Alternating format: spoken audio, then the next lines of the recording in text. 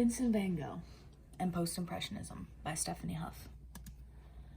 Post-Impressionism began in 1886 and it can be defined as denying the Impressionist style and creating a style where there is more of an emphasis on abstraction and symbolism. It was a group of young painters that consisted of Paul Gauguin, George Seurat, Vincent van Gogh, Paul Cézanne, and many more. In 1910, their first exposition was led by Robert Fry in the Grafton Galleries, and Robert Fry was one of the only people to see this group of young painters as a movement. He actually created the term for post-impressionism as well. Post-impressionism is also known as symbolism.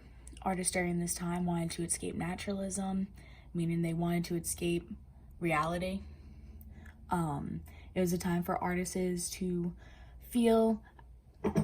It was the time for the artists' feelings to be seen in their work as well. They always wanted to incorporate more emotions in their work at this time. Color was used more often during this art period. It was also expressed differently than most people saw, meaning that color was finally becoming an emotion as well, or having its own emotion.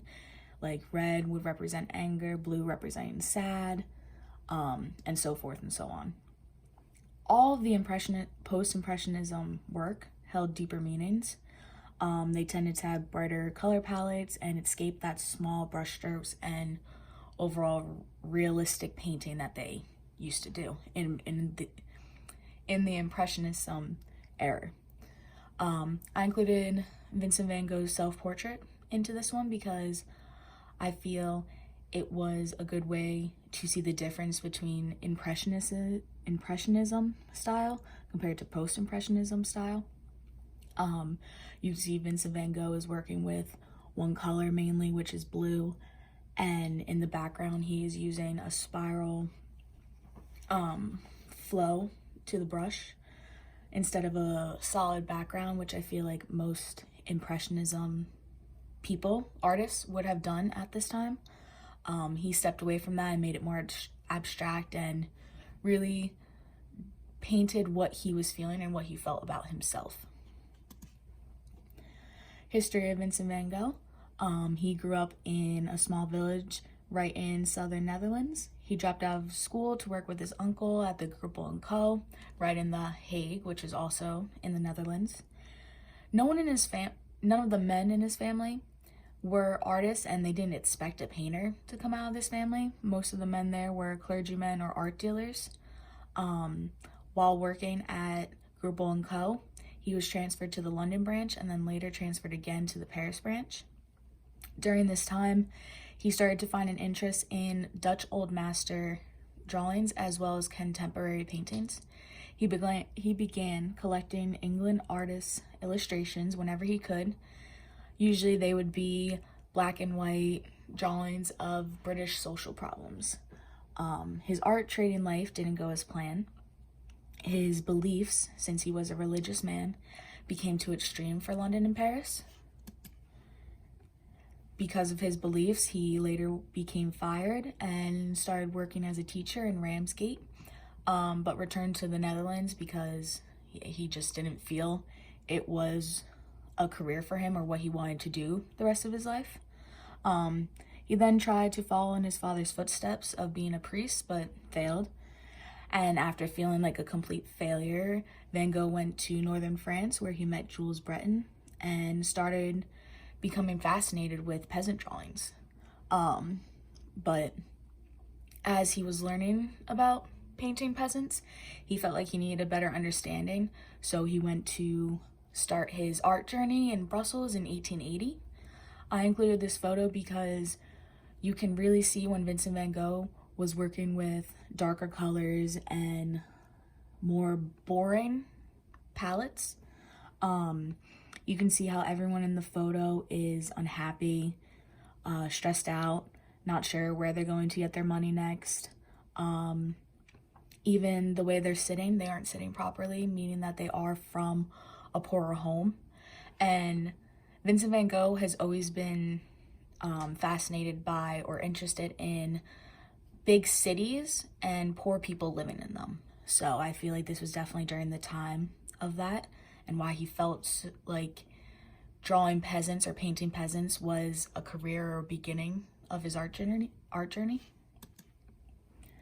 While in Brussels, he studied under Anton van Rappert. He was also an artist, and he taught Van Gogh some of the most important things he would need.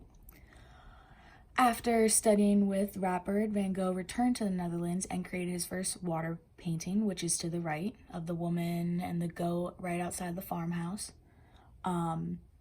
He tried to get accepted into the art world after feeling that his peasants' drawings were really taken off, but he was still rejected.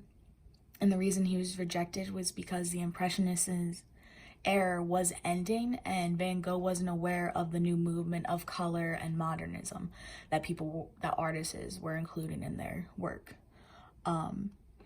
He never took criticism to heart. He would take it, never took offense to it, but he would take it seriously in the sense of he wanted this criticism so he could reflect back on it and work on what he is not his strong suit.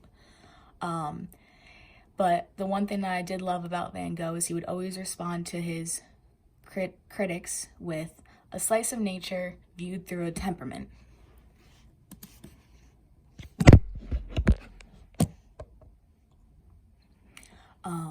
While still admiring old master paintings, Van Gogh wanted to become more educated in color.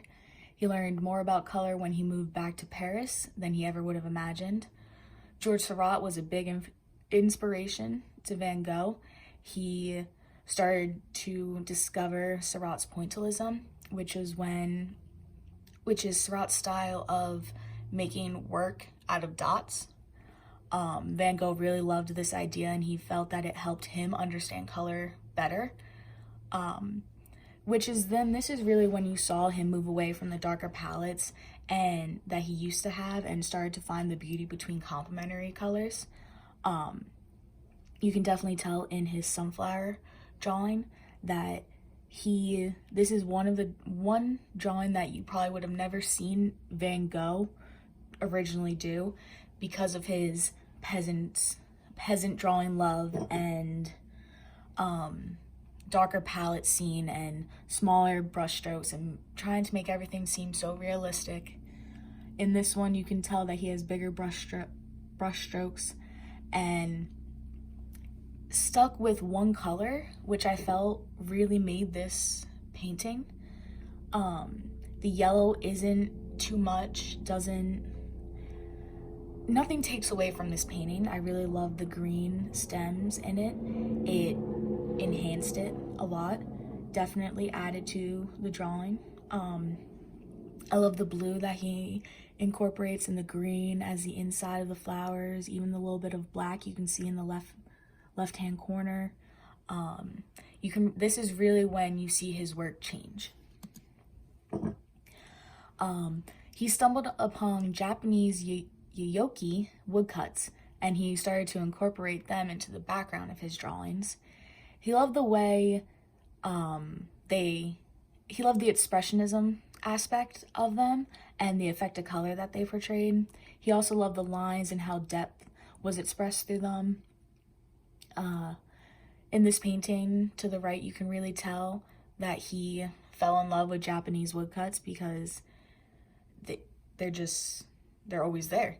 I really loved this one because I feel like the pants of the man along with the jacket complement each other, contrast, and the background just holds so much color behind it, and it's just a good balance between each.